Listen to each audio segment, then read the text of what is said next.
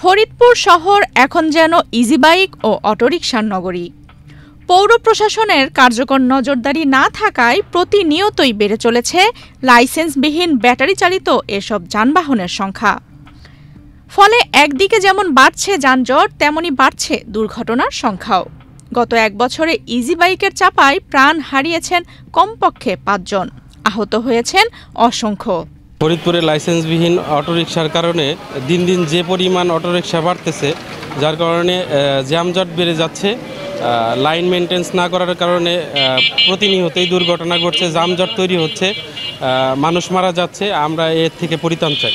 বর্তমানে অটো এবং অটোরিকশা যেভাবে বৃদ্ধি পেয়েছে এবং যে চলতেছে এবং যে গতিতে চলে, তাতে মনে হয় যে ফরিদপুরে অটো বিমান চলতেছে।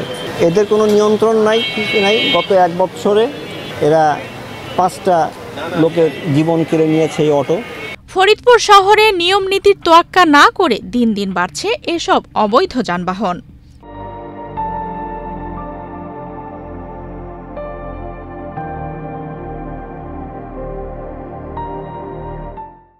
রাজবাড়ী রাস্তার মোড় থেকে টেপাখোলা পর্যন্ত প্রায় ৩ কিলোমিটার এলাকায় সকাল থেকে সন্ধ্যা পর্যন্ত লেগে থাকে তীব্র যানজট।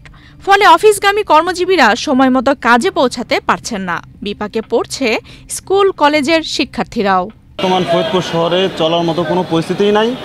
এত পরিমাণ অটো রিক্সা বাইরে গেছে, গ্রামের লোকজন কাজকাম বাদ দিয়ে সবাই শহরে উঠছে।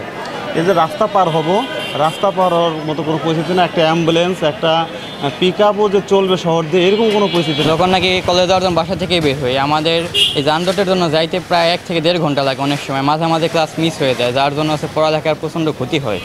শহরের মূল সড়কগুলোতে ইজি বাইক ও অটোরিকশার চাপ এখন সহনীয় সীমা ছাড়িয়ে গেছে। এ বিষয়ে জানতে চাইলে পৌর প্রশাসক জানান, লাইসেন্সবিহীন যানবাহন নিয়ন্ত্রণে প্রয়োজনীয় পদক্ষেপ নেওয়া হচ্ছে। আমরা আসলে লাইসেন্স নবায়নের কার্যক্রমটা চলমান আছে।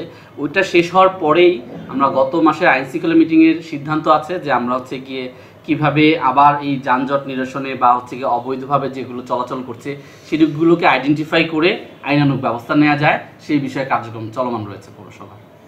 শহরের প্রধান প্রধান সড়কে এসব যানবাহনের চাপ ক্রমেই বাড়ছে, কিন্তু নিয়ন্ত্রণে কার্যকর কোনো পদক্ষেপ চোখে পড়ছে না। অতি দ্রুত ব্যবস্থা না নিলে আগামী দিনে ফরিদপুর শহরের যানজট ও জনভোগান্তি আরও বাড়বে বলে মনে করছেন সচেতন মহল। আফসানা রিপা, বাংলাদেশ প্রতিদিন।